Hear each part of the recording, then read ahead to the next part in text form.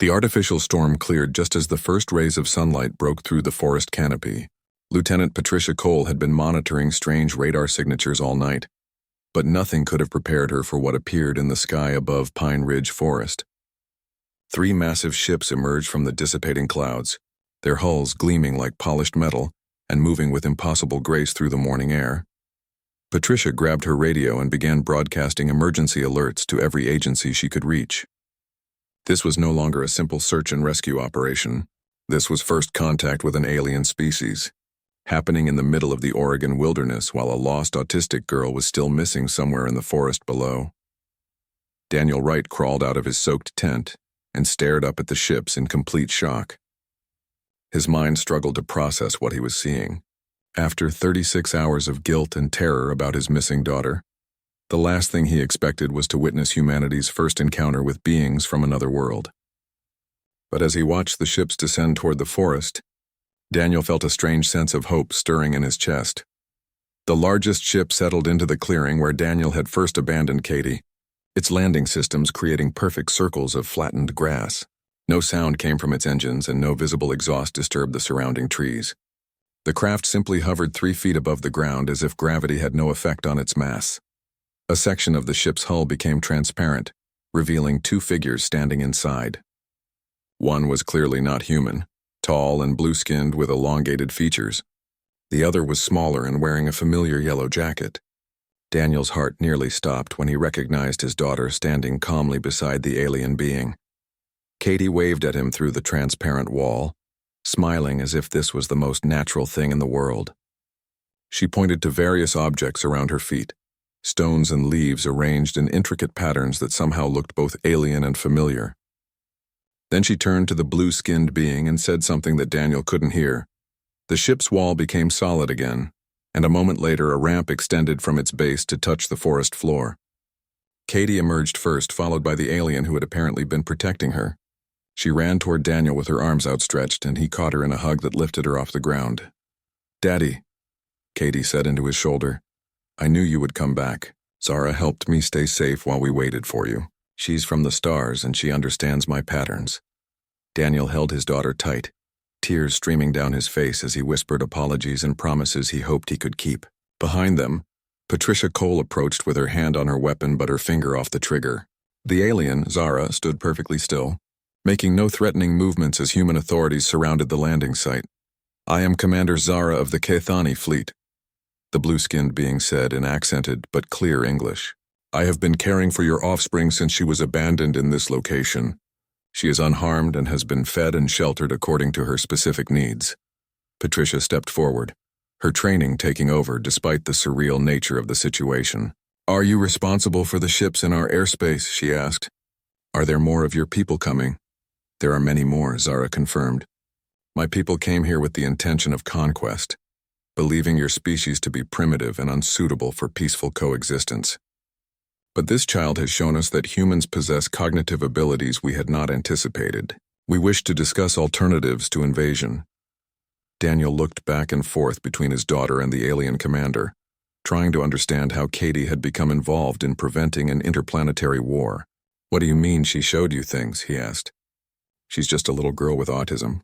She arranges objects in patterns because it helps her feel calm. Your daughter's patterns solve mathematical problems that our greatest scientists have struggled with for centuries," Zara explained. "Her autism allows her to perceive relationships between phenomena that even our advanced technology cannot detect. She represents evolutionary potential that makes humanity valuable as partners rather than subjects." Katie tugged on Daniel's sleeve and pointed toward the ship.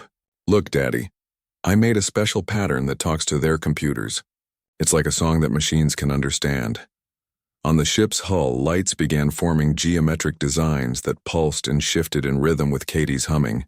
The same 3-note melody she had been repeating for years now controlled alien technology in ways that seemed like magic. Daniel stared in wonder as his daughter demonstrated abilities he had never imagined she possessed.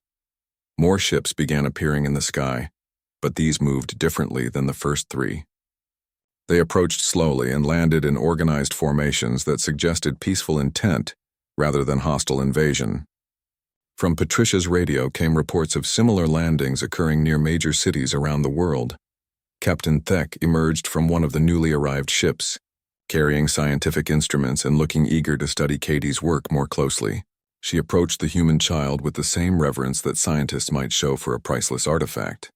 But Katie responded to her with the openness she showed to all beings who treated her with respect.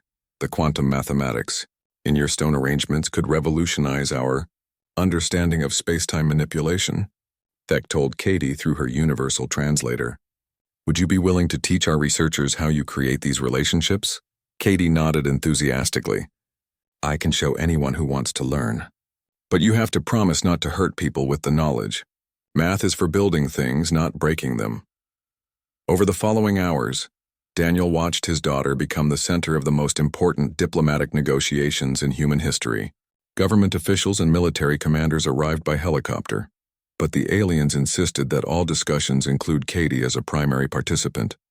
Her patterns had become the common language that allowed both species to communicate about concepts beyond normal understanding. Daniel found himself working alongside xenobiologists and linguistic experts, helping them understand Katie's unique ways of processing information. For the first time since Maria's death, he felt like he was doing something important with his role as Katie's father. Instead of seeing her autism as a burden, he began to appreciate it as the gift that Zara had recognized from the beginning. The Cathani fleet officially called off their invasion and established Earth as a protected research partner. Katie was appointed as the first human-alien cultural liaison, a position that came with support systems that ensured her unique needs would be met while she helped bridge the gap between civilizations. Years later, when historians wrote about humanity's first contact with alien life, they would note that it came not through military might or diplomatic sophistication, but through the compassion of a single being who refused to abandon a vulnerable child. Zara became a permanent Earth resident, serving as Katie's guardian and friend, while helping her develop abilities that would benefit both species. Daniel learned to communicate with his daughter in ways he had never tried before, discovering that her different perspective on the world was exactly what made her special. The guilt of his abandonment never completely disappeared, but it transformed into determination to ensure that no other parent would give up on a child whose mind worked differently. Katie Wright, the girl who saw patterns in everything, had shown the galaxy that humanity's greatest strength lay not in conformity, but in the beautiful diversity of minds that think in unique ways.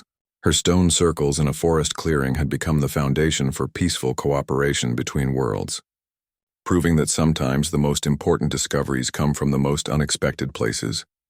When asked about that first day in the forest, Katie would arrange her stones in a new pattern and smile. Everyone lost needs finding, she would say. Everyone different needs understanding. That's how families grow bigger than just one planet. Zara's communication device buzzed urgently against her wrist as the artificial storm raged overhead. The message from Fleet Commander Vex was marked with the highest priority codes, demanding her immediate return to the main invasion ship. The Cathani fleet had moved into final position above Earth's atmosphere, and all reconnaissance units were required for the coordinated assault that would begin at dawn. But Zara couldn't leave Katie now. The human child sat beside her in the shelter they had built together, using Zara's portable field generator and branches from the surrounding trees. Katie was teaching Zara new mathematical relationships using stones and leaves, creating patterns that solved engineering problems the Cathani had struggled with for generations. Over the past 2 days, Zara had learned more about human potential than in all her months of surveillance.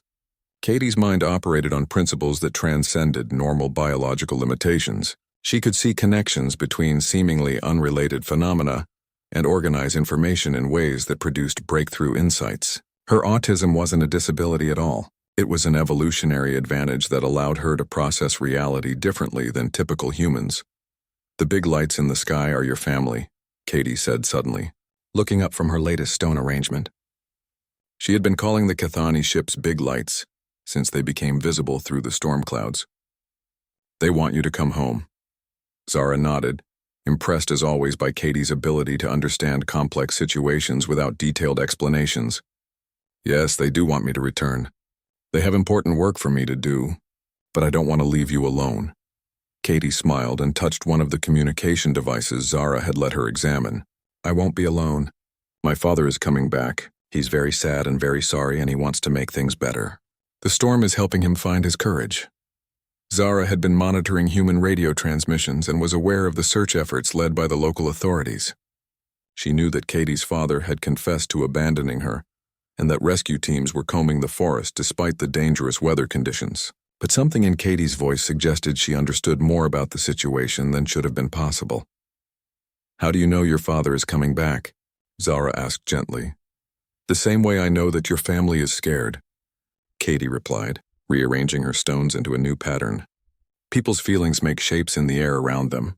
Happy feelings are round and bouncy. Sad feelings are heavy and gray. Scared feelings are sharp and pointy. I can see them like colors that other people can't see." This revelation stunned Zara completely. Katie was describing emotional perception abilities that even the most advanced Chthoni telepaths couldn't achieve. She could literally see the psychological states of beings around her, which explained her unusual reactions to people and situations. Zara's device buzzed again, this time with a direct communication from Fleet Commander Vex himself. His voice filled her mind with cold authority and barely controlled anger. "Commander Zara, you will return to this ship immediately.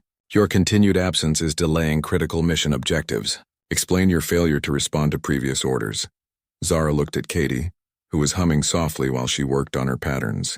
The child had become more than just an intelligence asset or research subject. She had become something Zara had never expected to find among humans. A friend who understood her in ways that even her own species couldn't. "Sir," Zara responded through her mental link, "I have discovered intelligence regarding human capabilities that could significantly impact our mission strategy. The species may not be suitable for conquest in the manner we have planned." "Explain," Vex commanded tersely. Zara transmitted the mathematical sequences that Katie had created during their time together, along with detailed analysis of their implications for Chthoni technology and scientific understanding. She explained Katie's pattern recognition abilities and emotional perception skills, emphasizing that these represented naturally occurring human talents rather than artificial enhancements. The silence that followed lasted for several minutes. Zara could feel the fleet commander processing the information and running calculations through the ship's computer systems. When he finally responded, his mental voice carried a different tone, less anger and more curiosity. "These patterns are remarkable," Vex admitted. "Our engineering teams confirm that they provide solutions to propulsion problems we have been unable to solve. If these came from a single human child, what might be possible with their entire species as partners rather than subjects?" "That is exactly what I believe we should consider," Zara replied. "This species may be more valuable as allies than as conquered territory. Their unique cognitive abilities could advance our civilization in ways we never imagined." But even as Zara transmitted her recommendations, she knew that changing the invasion plans would not be simple. The Chthoni fleet had committed enormous resources to this operation. Hundreds of ships and thousands of personnel were already in position. Military and political leaders would resist any suggestion that might be seen as weakness or indecision. Katie looked up from her stones again, her large brown eyes reflecting the strange lightning that continued to flash across the sky. "Your family is arguing about what to do," she observed. "Some of them want to hurt my people, but others are starting to understand that hurting isn't the right answer." Zara marveled at Katie's ability to perceive the emotional dynamics playing out among the Chthoni fleet, even across vast distances. "What do you think will happen?" she asked. "The same thing that always happens when families disagree," Katie said matter-of-factly. "The ones who love each other more than they love being right will find a way to work together. Love is stronger than fear, even when fear is very loud and scary." Another message arrived on Zara's device, this one from Captain Thek of the science vessel Bright Star. Thek was one of the most respected researchers in the fleet, and she had been analyzing Katie's mathematical patterns for the past hour. Her communication was filled with excitement and wonder. "Commander Zara, these sequences are extraordinary," Thek transmitted. "They demonstrate intuitive understanding of quantum mechanics that our best theorists required decades to master. The child who created them possesses cognitive abilities that could revolutionize our approach to space travel, energy generation, and communication technology." Similar messages began arriving from other ships in the fleet. Scientists and engineers were confirming Zara's assessment that humans might be far more advanced than anyone had realized. But they were also reporting that the military commanders remained committed to the invasion timeline, arguing that human potential made conquest even more important for Cathani security. Zara faced the most difficult decision of her life. She could return to her ship and participate in an invasion that would destroy beings like Katie, or she could find a way to prevent the attack, knowing that such action would be considered treason by her own people. Katie reached over and took Zara's hand in her smaller human fingers. "Sometimes the right thing feels scary," she said softly. "But that doesn't mean it's not still the right thing. Your heart knows what to do even when your brain is confused." As dawn approached and the artificial storm began to clear, Zara made her choice. She activated her emergency transmitter and began broadcasting a signal that would be visible to human detection systems. If first contact between their species was inevitable, she would make sure it happened on terms that protected Katie and others like her. The invasion was about to become something entirely different, and a 12-year-old girl's stone patterns would be at the center of the most important diplomatic encounter in galactic history. Dawn broke over Pine Ridge Forest with pale light filtering through the canopy of evergreen trees. Katie had slept curled up in the center of her stone circle, using her yellow jacket as a blanket and a pile of soft moss as a pillow. She woke naturally as the first birds began their morning songs, feeling rested despite spending the night outdoors. The shadow person was still there, though they had moved even closer during the night. Katie could see them clearly now in the morning light. They definitely weren't human. Their skin was the color of deep ocean water, and their face was longer and narrower than a person's face should be. They wore clothes that seemed to shimmer and change color depending on how the light hit them. Katie sat up slowly and stretched her arms over her head. Her stomach rumbled softly, reminding her that she hadn't eaten since yesterday afternoon. She pulled the peanut butter sandwich from her jacket pocket and unwrapped it carefully. The bread was a little squished, but it still tasted good. She ate half and saved the rest for later, the way her mother had taught her to do when food was limited. The shadow person watched her eat with intense curiosity. Katie could tell they were trying to understand her behavior patterns, the same way she studied the movements of animals and insects. She finished her breakfast and walked to the small stream she had found the night before. The water was cold and clear, and it made her feel more awake. When she returned to her clearing, Katie found that the shadow person had moved again. They were standing at the very edge of her stone circles now, being careful not to disturb any of her arrangements. Up close, Katie could see that they were much taller than her father, with long arms and hands that had 4 fingers instead of 5. Katie wasn't afraid. She had learned early in life that fear was usually based on misunderstanding. When she was little, other children had been afraid of her because she acted differently than they did. Their fear had made them mean to her, calling her names and excluding her from their games. But their fear wasn't really about her. It was about their own confusion when faced with something they couldn't understand. The shadow person seemed confused too, but not in a mean way. They looked at Katie the way she looked at particularly interesting puzzles, trying to figure out how all the pieces fit together. Katie decided to help them understand by showing them what she had been working on. She walked over to her largest stone circle and began rearranging the rocks according to a new pattern she had thought of during the night. Each stone represented a different mathematical concept that her mind could see but couldn't explain in words. She moved them into positions that felt right, creating relationships between size and color and texture that made the whole arrangement sing with harmony. The shadow person took a step closer, then another. Katie could hear them breathing, which was different from human breathing, slower and deeper, with little pauses between inhales and exhales. When they moved, their shimmery clothes made soft sounds like wind chimes or water flowing over rocks. Katie looked up at them and smiled. She pointed to the stones and then to herself, trying to communicate that this was her work. The shadow person tilted their head to one side, studying her face with those large glowing eyes. Then they did something that surprised Katie completely. They reached into a pouch on their belt and pulled out a small device that looked like a cross between a seashell and a piece of metal. The device began glowing with soft blue light, and suddenly Katie could hear a voice inside her head. Not her own inner voice that she used for thinking, but someone else's voice speaking words she could understand. "Hello, small one," the voice said gently. "I am Zara. I have been watching you work. Your patterns are very beautiful." Katie blinked in surprise. She had never heard anyone speak directly into her mind before. It felt strange but not scary, like having someone whisper a secret that only she could hear.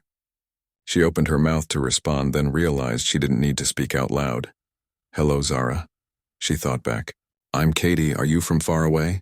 "Very far away," Zara's voice confirmed. "From among the stars. I came here to study your people, but you are different from other humans I have observed." "Your mind works in ways that surprise me." Katie nodded. She had always known she was different, though most people treated that difference like a problem to be fixed. "My brain sees patterns," she explained through their strange connection. "Things that go together even when they look different. Numbers and shapes and colors that make music when they're arranged right." Zara moved closer and knelt down beside Katie's stone circles. "May I examine your arrangements more closely?" she asked. "I believe you have discovered mathematical relationships that my own people have studied for many generations." Katie felt a warm glow of happiness in her chest. Finally, someone who understood that her patterns weren't just random playing around.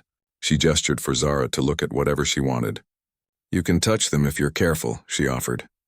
"Each stone has to stay in exactly the right place or the whole thing stops working." Zara reached out with one long blue finger and touched the center stone of Katie's largest circle.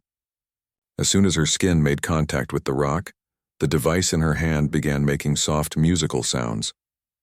The melody was similar to Katie's humming from the night before, but more complex and layered. "Remarkable," Zara whispered, both out loud and in Katie's mind. "You have arranged these stones according to quantum mathematical principles.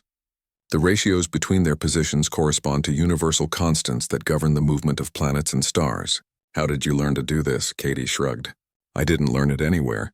It just feels right when things are in the correct places, like when puzzle pieces fit together perfectly. My mind can see the invisible lines that connect everything." Zara stared at Katie with wonder. "Your species is much more advanced than we believed possible.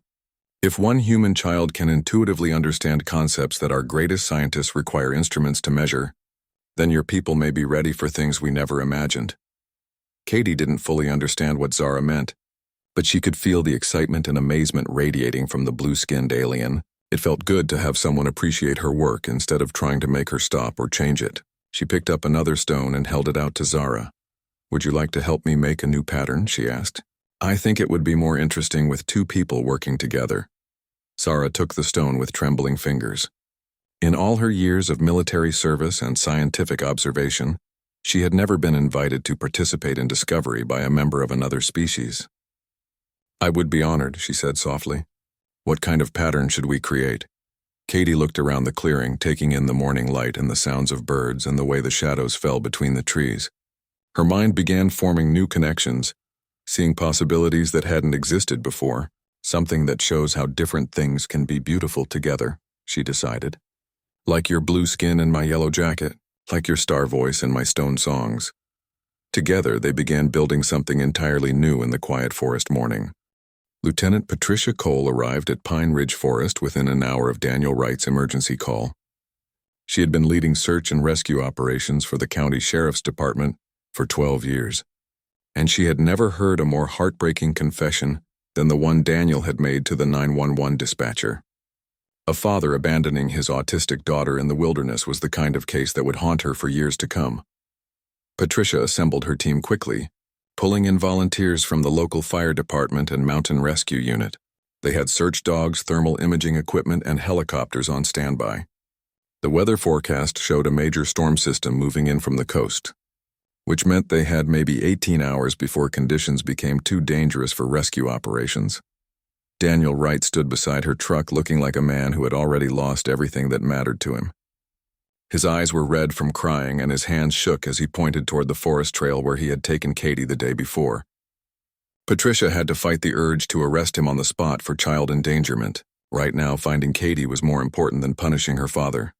"Tell me exactly what happened," Patricia said, keeping her voice professional despite her anger. "Every detail you can remember. Where you parked, which direction you walked, how long you were in the forest before you left her." Daniel's voice cracked as he described leading Katie to the clearing about half a mile from the road. He explained how she had been arranging flowers when the butterfly distracted her, giving him the chance to slip away. He provided details about Katie's yellow jacket and blue sneakers, her habit of humming the same 3 notes over and over, and her tendency to organize objects into patterns. "She's not like other children," Daniel said desperately. "She doesn't respond normally to her name being called. She might hide if she hears strangers approaching because loud voices scare her, and she won't eat anything except peanut butter sandwiches cut into triangles." Patricia made notes about Katie's behavioral patterns while coordinating with her team over the radio. The search dogs had picked up a scent trail near the parking area, but it disappeared after about a quarter mile.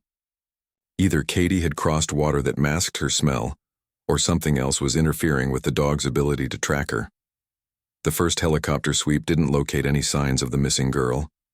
The thermal imaging cameras should have detected her body heat, even if she was hidden under trees or rocks. But the forest seemed empty except for normal wildlife activity.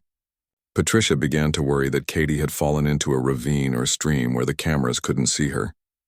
As the afternoon wore on, more volunteers joined the search effort. Local hikers and campers who knew the forest well spread out in grid patterns, calling Katie's name and listening for responses. But the only sounds that came back were echoes and bird calls. It was as if the 12-year-old girl had simply vanished into thin air. Daniel followed the search teams despite Patricia's suggestions that he wait at the command post. He couldn't stand the thought of sitting idle while his daughter was lost and afraid. He retraced his steps to the clearing where he had left Katie, hoping to find some clue about which direction she might have gone. The clearing looked exactly the same as it had yesterday, except that Katie's flower arrangements were gone. Wind or animals had scattered the petals across the grass, destroying the careful pattern she had created. Daniel knelt down where she had been sitting and pressed his hands against the earth, trying to feel some connection to his missing daughter. That's when he noticed something strange. Mixed in with Katie's footprints were other marks in the soft soil. Larger prints that didn't look quite human.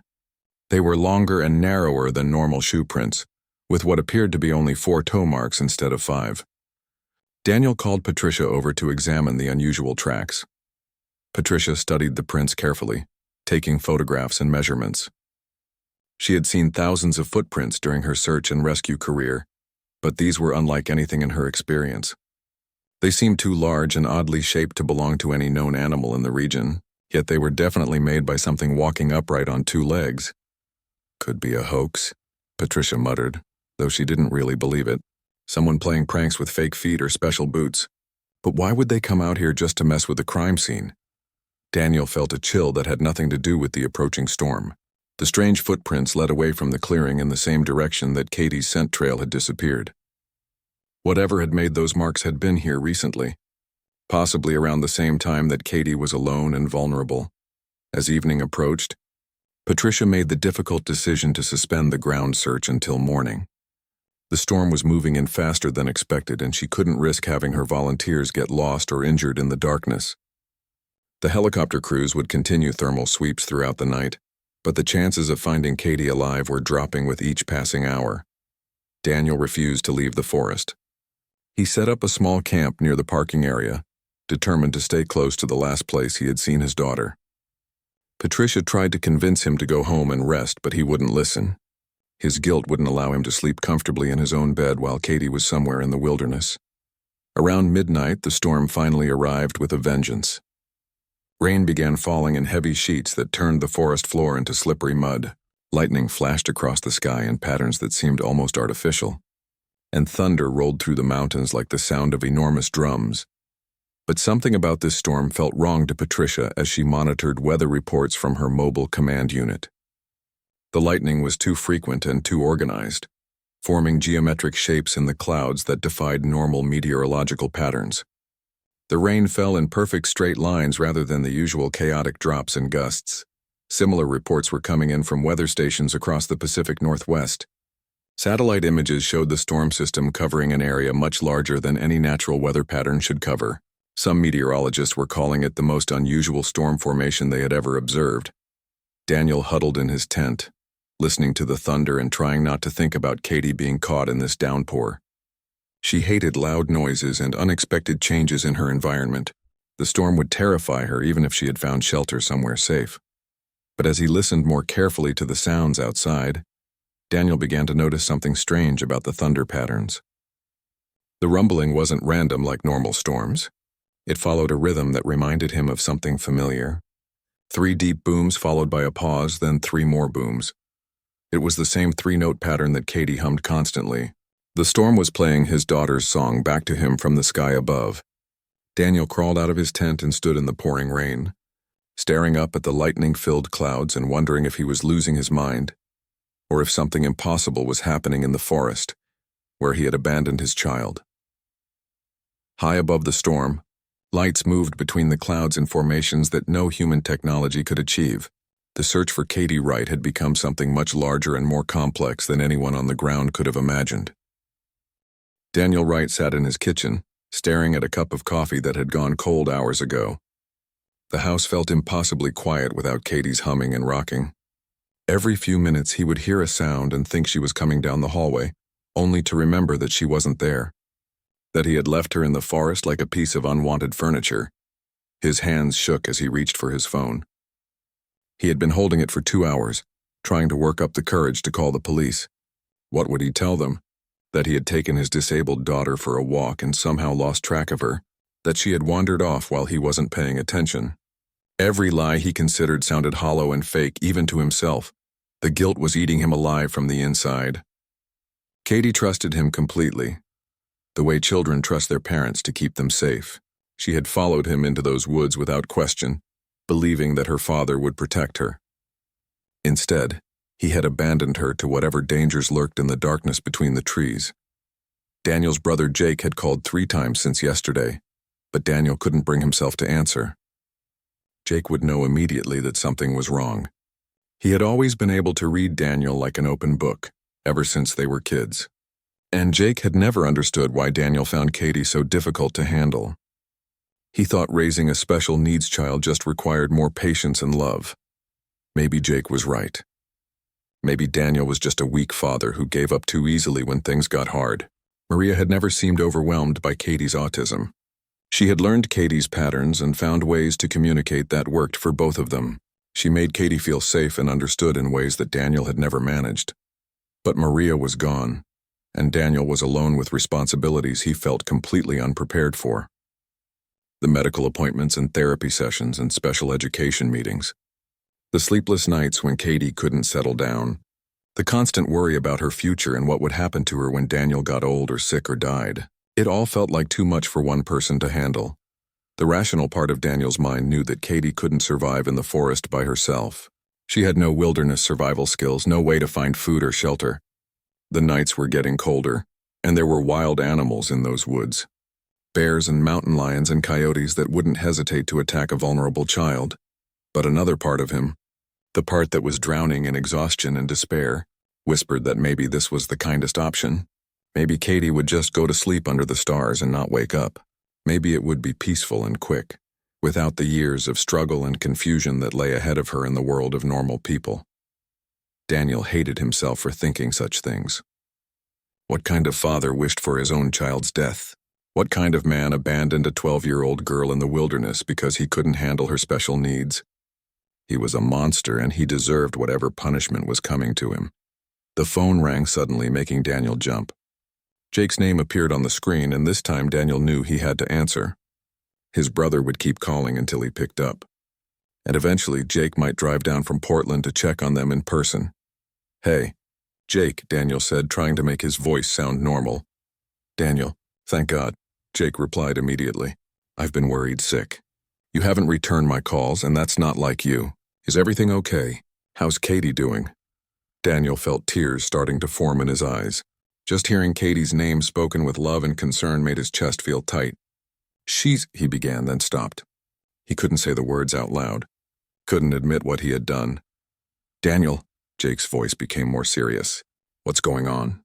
You sound terrible. Has something happened?" "I don't know how to do this anymore," Daniel whispered. "I'm failing her, Jake. Every day I fail her a little bit more.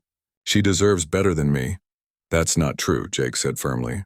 "You're doing the best you can in an impossible situation. Raising any child alone is hard, and Katie has special challenges that would test anyone. But you love her, and that matters more than you think." "Love isn't enough," Daniel said bitterly.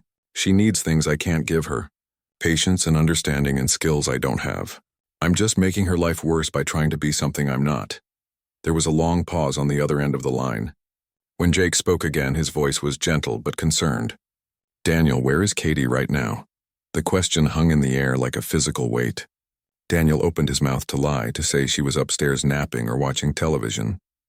But the words wouldn't come. Instead, a broken sob escaped from his throat. Daniel, Jake said urgently. Where is Katie? I left her, Daniel choked out. I took her to Pine Ridge Forest and I left her there. She was arranging flowers and I just walked away. I'm a terrible father and I don't deserve to have her and I don't know what to do.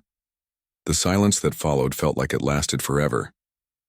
Daniel could hear Jake breathing heavily on the other end of the line, processing what he had just heard. When his brother finally spoke, his voice was tight with controlled anger and fear. How long ago? Jake asked. Yesterday afternoon, Daniel whispered. She's been out there all night alone. You have to call the police right now, Jake said. This minute. Don't worry about what you're going to tell them or how you're going to explain it. Just call them and get search teams out there before it's too late.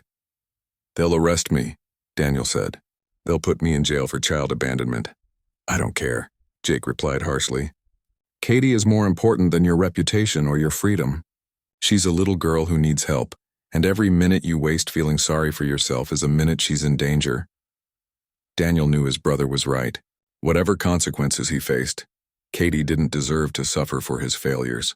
She was innocent in all of this, just a child who needed her father to protect her instead of abandoning her. I'll call them, Daniel said finally. But Jake, what if it's too late? What if she's already? Don't think like that, Jake interrupted. Katie is tougher than you give her credit for. She's Maria's daughter, remember? And she has survival instincts that might surprise you. But we need to get professional help looking for her immediately. Daniel hung up the phone and dialed 911 with trembling fingers.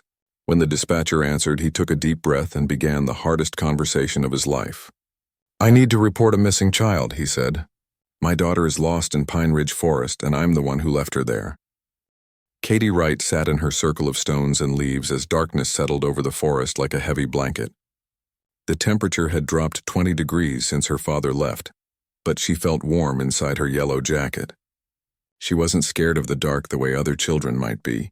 Darkness was just another pattern, filled with different sounds and smells and textures that her mind could organize and understand.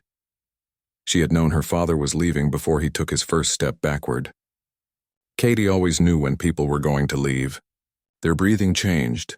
Their footsteps got lighter and they made small movements that meant goodbye even when they didn't say the words. Her father had been planning to leave her somewhere for weeks now. She could tell by the way he looked at her during meals and the way his voice sounded when he talked on the phone late at night. Katie wasn't angry about being left behind. Anger was too loud and messy for her mind to handle properly. Instead, she felt something like relief. Her father had been sad and worried for so long that his emotions filled up their whole house like smoke. Now the air around her was clean and quiet, full of forest sounds that made sense. She picked up another leaf and examined it carefully. This one was oak, with 7 points and a stem exactly 2 inches long. It fit perfectly in the fourth position of her color pattern, between the maple leaf that was bright yellow and the birch leaf that was pale green. Katie had been working on this arrangement for hours, adding and removing pieces until everything was exactly right. The butterfly from earlier had returned along with 2 others. They fluttered around her head like tiny flying flowers, landing on her hands and shoulders without fear. Katie held very still when they visited her, understanding that sudden movements would send them away. She whispered to them in the special voice she used for small creatures, telling them about her leaf patterns and stone circles. Other animals had been watching her too.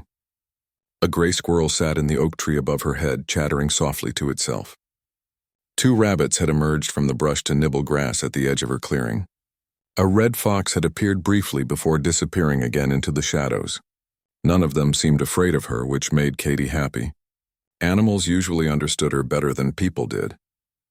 As the stars came out, Katie's collection grew larger and more complex. She had found 17 different types of leaves, 23 stones of various sizes, 4 pine cones, and 6 pieces of interesting bark. Each item had its own place in her expanding design, which now covered most of the small clearing in interlocking patterns that only she could see. Katie's mind worked differently than other people's minds. Where they saw random collections of forest debris, she saw mathematical relationships and natural harmonies. Every leaf was connected to every stone through invisible lines of logic that made perfect sense to her. The whole arrangement was like a giant puzzle that she was slowly solving one piece at a time. She wasn't hungry yet, though she knew she would be eventually. The peanut butter sandwich in her jacket pocket would keep her fed for now. She had also found a small stream nearby where she could drink water that tasted clean and cold. Katie was good at taking care of herself when people left her alone. She had been practicing for most of her life. The forest at night was full of sounds that other people might find frightening. Owls hooting in the distance, branches creaking in the wind, small animals rustling through the underbrush. But Katie loved these sounds because they followed patterns she could predict. The owl called every 47 seconds. The wind moved through the trees in waves that lasted exactly 12 seconds each. Everything had a rhythm that her mind could hold on to. She was humming along with the forest sounds when she noticed something strange. There was a spot near the edge of her clearing where the shadows looked different. Not darker or lighter, just different in a way that made her pay attention. Katie had excellent eyes for spotting things that didn't belong in their proper places. The shadow moved slightly, and Katie realized someone was hiding there. Not a forest animal or a lost hiker, but someone who was trying very hard not to be seen.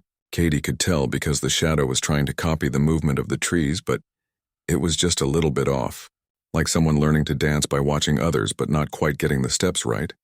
Katie wasn't afraid of the shadow person. She had always been able to sense when someone meant her harm, and this watcher didn't feel dangerous. They felt curious and careful, like someone who wanted to help but didn't know how. Katie decided to let them know she knew they were there. She looked directly at the shadow spot and smiled, the same way she smiled at the butterflies and rabbits.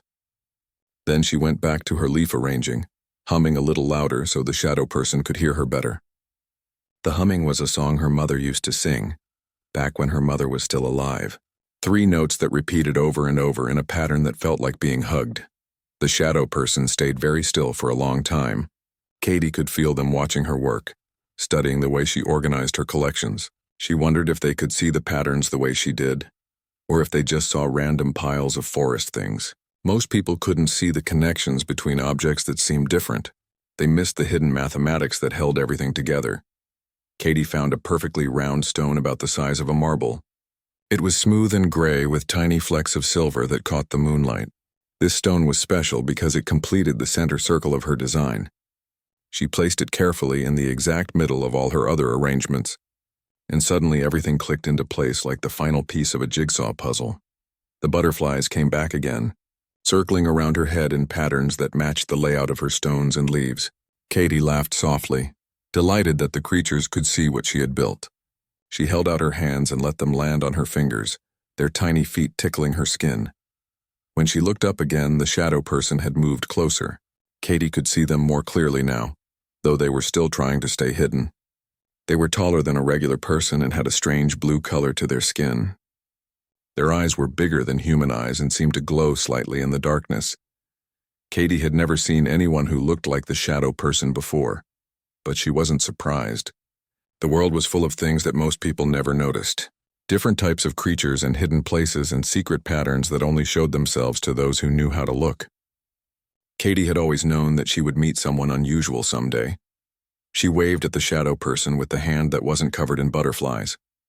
Then she went back to humming her 3-note song, adding a 4th note that seemed to make the melody complete. The shadow person took another step closer, and Katie smiled again, happy to have company in her forest home. Commander Zara crouched behind a cluster of fern trees, her blue-tinted skin barely visible through the advanced camouflage technology woven into her scout uniform. Her elongated fingers adjusted the settings on her observation device, zooming in on the human child who sat alone in the clearing.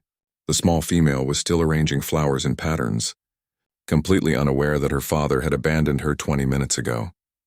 Zara had been watching Earth for 3 full rotation cycles, studying human behavior patterns for the Kithani High Command. Her mission was simple and clear. Observe the dominant species, document their weaknesses, and report back with intelligence that would make the coming invasion swift and efficient. Her people viewed humans as primitive creatures driven by emotion rather than logic, unfit for integration into the galactic community. The evidence supporting this assessment was overwhelming. Zara had witnessed countless examples of human cruelty during her surveillance. Wars fought over resources and beliefs, parents abandoning their offspring when they proved inconvenient, leaders making decisions based on personal gain rather than collective benefit. The species seemed incapable of rational thought when faced with challenges. Yet something about this particular scene troubled Zara in ways she couldn't quite understand. The adult male's abandonment of his young fitted perfectly with Kethani assumptions about human nature. But the child's behavior was different from anything Zara had observed before. Most human offspring would have panicked by now, would have called out for their missing parent or wandered aimlessly through the forest. This small female showed no signs of distress. She continued her flower arranging with complete focus, moving each bloom according to some internal logic that Zara found strangely compelling. The patterns weren't random decorations. They followed mathematical principles that reminded Zara of the geometric sequences her own people used in their navigation systems. The butterfly incident had been particularly intriguing. Most humans showed either fear or aggressive curiosity toward other species. This child had displayed perfect patience and respect, allowing the creature to approach her on its own terms. When the butterfly finally flew away, the girl had watched its flight path with intense concentration, as if memorizing the physics of its movement. Zara's communication device buzzed softly against her wrist. A message from Fleet Commander Vex appeared in glowing text across her visual display. The main invasion force had completed their approach vector and would arrive within 2 solar cycles. All reconnaissance units were ordered to return to their ships for final mission briefings. Zara looked back at the child, who had moved on from flowers to collecting small stones. The girl arranged them in concentric circles, each ring containing exactly 7 rocks. When she couldn't find enough stones of the right size, she broke larger ones with careful precision until each piece fit her design perfectly. This behavior pattern was completely outside Zara's understanding of human development. According to her research, children of this age group were supposed to be chaotic and unpredictable. They made decisions based on immediate desires rather than long-term planning. They couldn't maintain focus on complex tasks for extended periods. Yet this small female had been working on her arrangements for over an hour without losing interest. Her movements were deliberate and systematic. She tested each element before adding it to her design, rejecting pieces that didn't meet her standards. The final result was both beautiful and mathematically precise. Temperature readings on Zara's scanner showed that night was approaching rapidly. The ambient air would drop below safe levels for human survival within 3 hours. The child wore only a thin jacket and light shoes, completely inadequate for overnight exposure. If left alone, she would likely succumb to hypothermia before dawn. Zara tried to calculate the probability that other humans would find the girl before conditions became fatal. Hiking traffic through this section of forest was minimal during weekday periods. Search parties would likely focus on areas closer to population centers. The child's father had chosen his abandonment site carefully, selecting a location where discovery was unlikely. The logical response was clear. This was simply another example of human weakness playing out according to predictable patterns. One more data point supporting the invasion strategy. Zara should return to her ship immediately and include this observation in her final report. The child's fate was not her concern. But as Zara prepared to activate her transport beacon, she found herself unable to move. The girl had begun humming again, the same 3-note sequence her father had found so irritating. To Zara's trained ears, the sounds formed a harmonic progression that matched frequency patterns used in Kethani meditation practices. How could a primitive, human child instinctively produce sounds that her advanced species had, developed through centuries of scientific research? The probability was so low it approached impossibility, yet the evidence was undeniable. Zara's orders were explicit: no direct contact with human subjects under any circumstances, observation only. Interference with natural human behavior patterns would compromise the mission and potentially alert the species to the coming invasion. The child's survival or death was irrelevant to Kethani interests. However, Zara's military training also emphasized the importance of preserving valuable intelligence assets. If this child possessed cognitive abilities beyond normal human parameters, she might represent a unique research opportunity. Her death would eliminate potentially crucial data about human evolutionary development. The girl's humming grew softer as the light began to fade. She had completed her stone circles and moved on to arranging fallen leaves by size and color. Her hands moved with practiced efficiency, sorting and organizing with the skill of someone much older.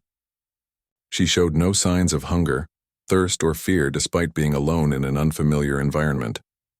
Zara made a decision that violated every protocol in her mission briefing. She couldn't abandon this child to die from exposure, not when she represented such a fascinating anomaly in human behavior. The girl's unique abilities might provide insights that could benefit the Cathani understanding of this species. She activated her personal cloaking device and moved closer to the clearing, positioning herself where she could intervene quickly if necessary. The child looked up suddenly, staring directly at Zara's position as if she could see through the advanced camouflage technology. For a moment, their eyes met across the growing darkness. Then the girl smiled and returned to her leaf patterns, humming her 3-note song into the quiet forest night. Zara settled in for a long watch, knowing she had just made a choice that could change everything. Daniel Wright gripped the steering wheel so hard his knuckles turned white. The old blue sedan sat parked at the edge of Pine Ridge Forest, engine ticking as it cooled down. In the back seat, his 12-year-old daughter Katie rocked back and forth, humming the same 3 notes over and over again. She had been making that sound for the past 3 hours ever since they left the house. Daniel closed his eyes and tried to remember what his wife Maria used to do when Katie got like this. Maria always knew how to calm her down, how to make her feel safe. But Maria was gone now, had been gone for 6 months since the car accident on Highway 12. The drunk driver who hit her walked away without a scratch while Daniel's whole world fell apart. Katie's humming got louder. Daniel turned around to look at her. She sat perfectly straight, her dark hair falling over her eyes as she moved back and forth. Her hands were pressed flat against her ears and she stared at something only she could see. This was what the doctors called a meltdown, though Daniel never understood why they used that word. Katie wasn't melting. She was just locked inside her own mind, in a place where Daniel couldn't reach her. The past 6 months had been the hardest of Daniel's life. He had tried everything to take care of Katie by himself. He read books about autism, talked to therapists, joined support groups online. Nothing seemed to help. Katie would scream for hours when her routine changed. She refused to eat anything except peanut butter sandwiches cut into triangles. She couldn't sleep in her own bed anymore and would only rest on the living room floor. Daniel felt like he was drowning. His job at the hardware store barely paid enough to cover the bills, and he had used up all his sick days staying home with Katie. His boss had been patient at first, but that patience was running out. The school kept calling about Katie's behavior. The neighbors complained about the noise. Everyone had advice, but no one offered real help. Last night had been the breaking point. Katie had another meltdown that lasted 4 hours. She threw her dinner at the wall, broke 2 glasses and screamed until her voice was hoarse. Daniel sat on the kitchen floor and cried, feeling completely alone. That's when the idea first came to him, dark and terrible and impossible to ignore. What if Katie would be better off without him? What if someone else could give her the care she needed? Foster families who specialized in special needs children existed. The state had programs. Maybe Katie deserved better than a father who felt overwhelmed every single day. Daniel had called his brother Jake at 2 a.m, sobbing into the phone. Jake lived 3 states away and had his own family to worry about. He tried to be supportive, but Daniel could hear the exhaustion in his voice. Everyone was tired of Daniel's problems. Everyone was tired of Katie being difficult. So this morning, Daniel had made a decision that felt both terrible and necessary. He told Katie they were going for a drive to look at trees. Katie loved trees, especially the way their branches made patterns against the sky. She had stopped rocking and humming when he mentioned the forest, which felt like a small miracle. Now they sat at the edge of the woods, and Daniel's resolve was crumbling. Katie had been calm during the drive, pointing at clouds and making soft sounds that might have been words. She looked so small in the back seat, wearing her favorite yellow jacket and the blue sneakers Maria had bought her last Christmas. Daniel got out of the car and opened Katie's door. She looked up at him with those big brown eyes that reminded him so much of Maria. For a moment, he almost changed his mind. But then Katie started humming again, and the sound made Daniel's chest tight with panic and frustration. He took Katie's hand and led her toward the tree line. She followed willingly, stopping every few steps to pick up leaves or rocks. The forest was quiet except for bird songs and the rustle of wind through branches. Daniel found a small clearing about half a mile from the road, surrounded by tall pine trees and scattered with wildflowers. Katie immediately went to a patch of dandelions and began arranging them in a circle. This was something she did everywhere they went, making patterns with whatever she could find. Rocks, leaves, toys, food on her plate. Everything had to be organized in ways that made sense only to her. Daniel watched her work, his heart breaking and his guilt growing heavier with each passing minute. Katie looked peaceful for the first time in weeks. She hummed softly as she moved the flowers around, creating designs that were somehow both random and perfectly ordered. A butterfly landed near Katie's feet, bright orange with black spots. Katie stopped humming and stared at it with complete focus. The butterfly stayed still for a long moment as if it knew it was being watched. Katie reached out one finger very slowly, and the butterfly climbed onto her hand. This was Daniel's chance. While Katie was distracted by the butterfly, he could slip away. Someone would find her soon. Hikers came through these woods all the time. The Forest Service would look for her. She would be safer in the system than with a father who couldn't handle her needs. Daniel took 3 steps backward, then 5 more. Katie didn't notice. She was completely absorbed in watching the butterfly on her hand, whispering to it in her own private language. Daniel took 10 more steps, then 20. Soon he was at the edge of the clearing, hidden behind a large oak tree. Katie was still sitting with the butterfly, completely unaware that her father was leaving her behind. Daniel felt sick to his stomach, but he forced himself to turn around and walk back toward the car. Each step felt like walking through thick mud. His whole body screamed at him to go back, to grab Katie and take her home, to figure out another way. But Daniel kept walking. By the time he reached the car, tears were streaming down his face. He sat in the driver's seat for a long time, staring at the forest and listening to the silence where Katie's humming used to be. Then he started the engine and drove away, not knowing that someone in the shadows had been watching the entire time.